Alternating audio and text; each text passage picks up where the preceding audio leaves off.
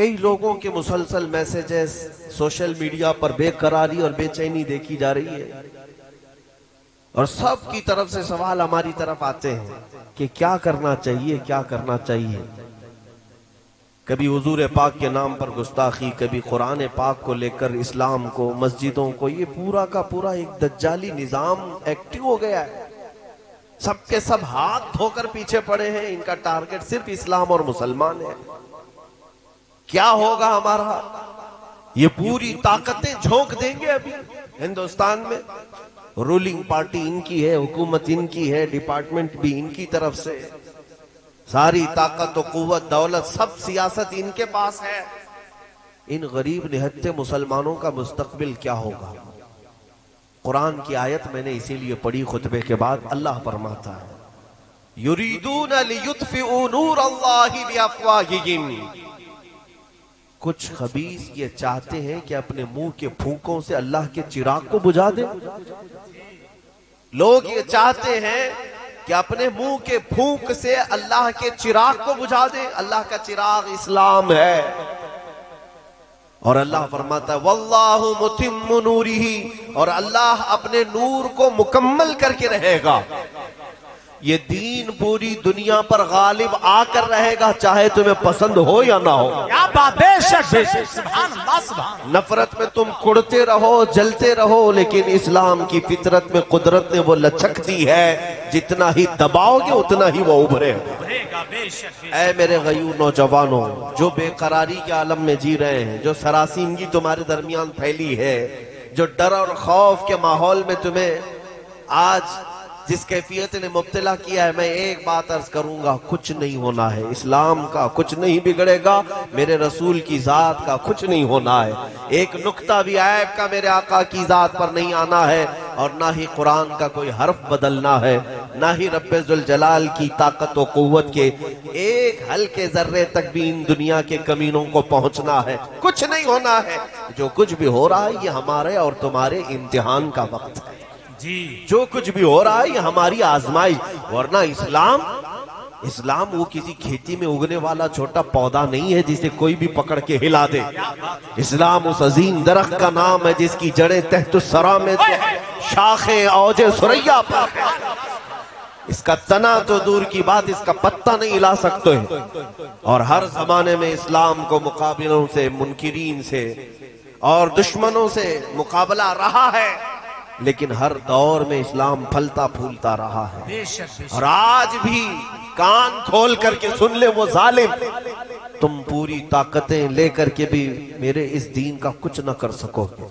زیادہ سے زیادہ ہماری گردنیں مار سکتے ہو، زیادہ سے زیادہ ہمارے بچے مار سکتے ہو، زیادہ سے زیادہ بلڈوزر چلا کر کے یہ بلڈنگیں توڑ سکتے ہو، لیکن ایک بات یاد رکھنا، ایک چراغ بجھاؤ گے مولا 100 چراغ روشن کرے گا، بے شک 100 چراغ روشن کرے گا۔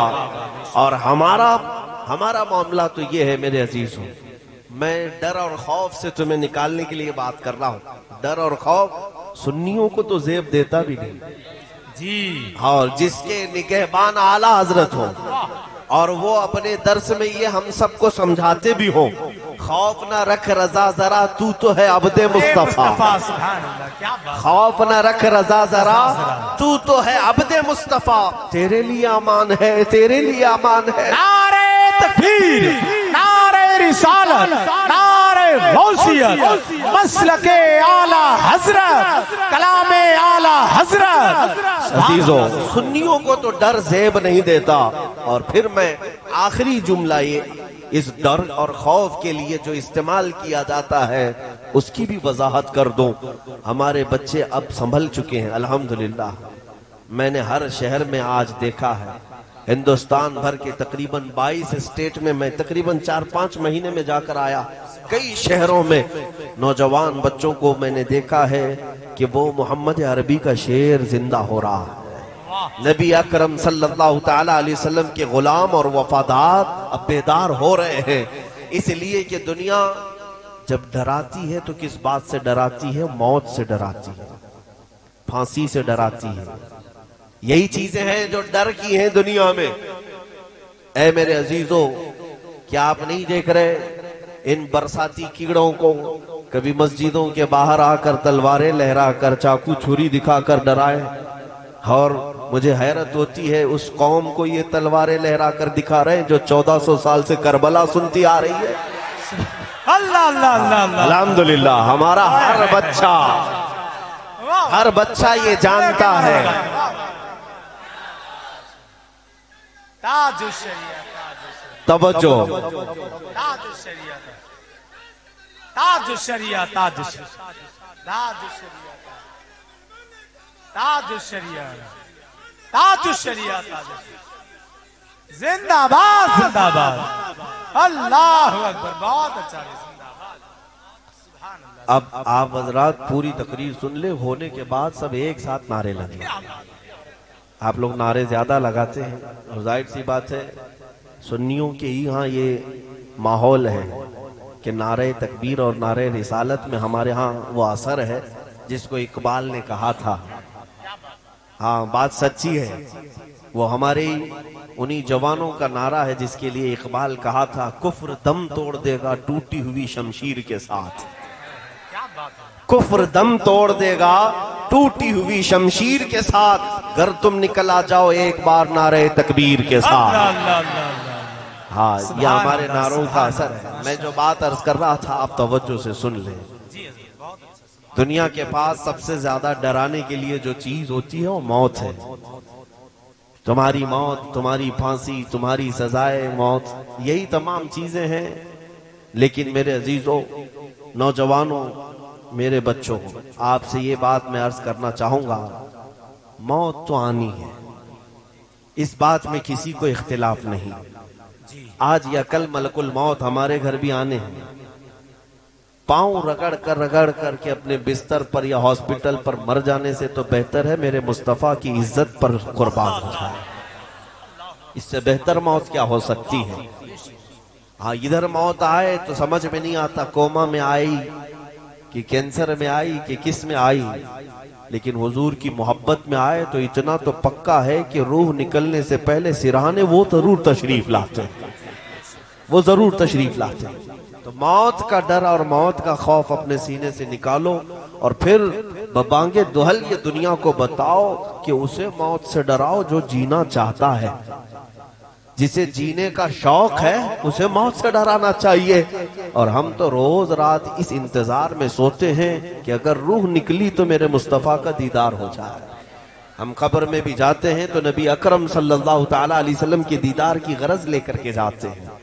بہرحال جو بات میں عرض کر رہا ہوں وہ توجہ سے سنیں کہ اسلام کا کچھ نہیں بگڑے گا، قرآن کا کچھ نہیں، رسول پاک کی ذات کا حال تو یہ ہے، یہ ہزار بھونکتے رہیں کچھ نہ ہونا ہے، رہے گا یوں ہی ان کا چرچا رہے گا، رہے گا یوں ہی ان کا چرچا رہے گا، پڑے خاک ہو جائیں جل جانے والے، یا رسول اللہ تو گھٹائے سے کسی کے نہ گھٹا ہے نہ گھٹے گا، جب بڑھائے تجھے اللہ تعالیٰ تیرا، مٹ گئے مٹتے ہیں مٹ جائیں گے آدھا تیرے، نہ مٹا ہے نہ مٹے گا کبھی چرچا تیرا۔ حضور پاک کی ذات کا بھی یہ کچھ نہ کر سکیں گے، لیکن اتنی بات ضرور ہے کہ تمہارا اور ہمارا امتحان ہو رہا ہے۔ یہ جو حالات پیدا ہوئے، اسلام ختم نہیں ہونا ہے، نہ قرآن کو اور نہ ہی رسول پاک کی سیرت کو، یہ سب برقرار رہیں گی چیزیں، لیکن تمہارا اور ہمارا امتحان ہے۔ ظالموں کو گردن پر ہمارے مسلط کیا جاتا ہے، دشمنوں کو ہمارے اوپر مسلط کیا جاتا ہے ہمارے امتحان کے لیے۔